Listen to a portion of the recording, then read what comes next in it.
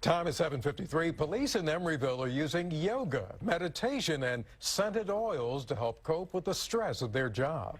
KTVU crime reporter Henry Lee shows us how it's helping those officers recharge.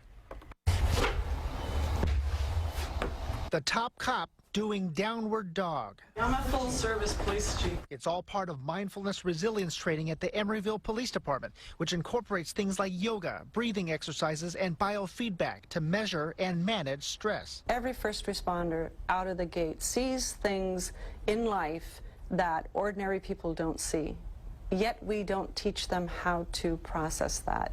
We are taught to stuff our emotions. Chief Jennifer Tejada says she wasn't immune to the challenges of the job. I began to feel that the impacts of the trauma that I've experienced throughout my career were catching up with me, that I was finding it difficult to cope. The chief decided to allow her officers to take time to recharge and recover. This is the department's quiet room. It has stars on the ceiling, comfortable cushions. So we have essential oils over here. And even aromatherapy, which makes the room smell like lemongrass. Officer Michelle Shepard helped put the room together. So I went to my trusty Pinterest and looked up different ways to incorporate a tranquil room that is still empowering to officers. Now, if you're doing a quick meditation, you might just focus on breathing. So it might just look like, And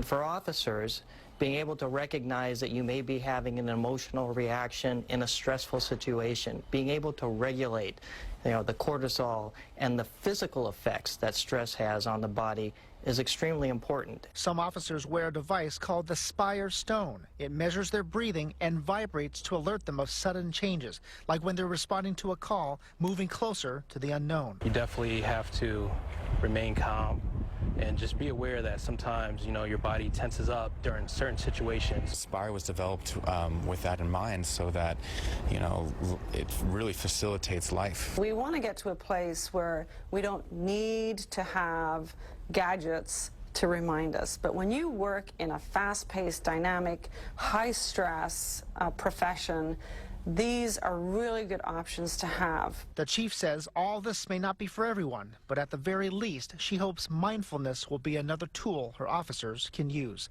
In Emeryville, Henry Lee, KTVU, Fox 2 News. Coming up in minutes.